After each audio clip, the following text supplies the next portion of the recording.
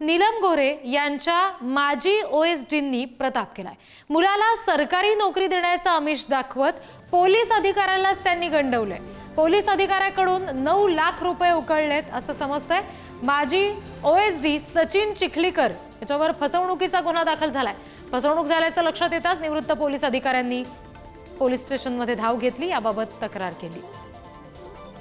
आणखी तपशील घेऊया, प्रतिनिधी धनंजय दळवी सध्या आपल्याशी जोडले गेलेले आहेत त्यांच्याकडून। धनंजय, नेमका प्रकार काय घडला होता हे सविस्तर सांगा आणि आता या तक्रारीची दखल पोलिसांनी कशी घेतली याबाबतचे काय तपशील?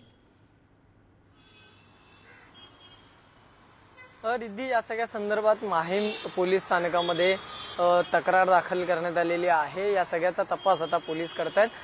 हा जो ओएसडी आहे हा नीलम गोरेंकडे कार्यरत होता, मात्र त्याला या पदावरून आधीच दूर करण्यात आलं होतं। त्याने हा प्रताप केलेला आहे। निवृत्त पोलीस अधिकाऱ्याला 9 लाख रुपयाला गंडा घातलेला आहे। त्याच्या मुलाला मंत्रालयात लिपिक म्हणून नोकरी लावतो, कृषी विभागात नोकरीला लावतो, त्याचबरोबर रेल्वे विभागात नोकरीला लावतो असं आमिष दाखवलं होतं आणि नोकरीला लावतो म्हणून 9 लाख रुपये जे आहेत ते या निवृत्त पोलीस अधिकाऱ्याकडून उकळण्यात आले होते। ज्यावेळेस नोकरी लागली नाही हे समजल्यावर आणि आपल्याला फसवलं गेलं असं समजल्यावर निवृत्त पोलीस अधिकाऱ्याने पोलीस स्थानकात धाव घेतली। माहीम पोलीस स्थानकामध्ये या सगळ्या संदर्भातली तक्रार करण्यात आलेली आहे आणि आता या सगळ्या संदर्भातला तपास हा माहीम पोलीस करताना पाहायला मिळत आहे। या सगळ्या संदर्भात आणखी असे काही जण असू शकतात असा संशय आहे, त्यामुळे या सगळ्यातला तपास पोलिसांमार्फत सुरू आहे। त्यामुळे नेमक्या काय गोष्टी पुढे येतात हे येत्या काळात पाहणं महत्त्वाचं असेल। धन्यवाद दिलेल्या सगळ्या तपशिलांसाठी धनंजय।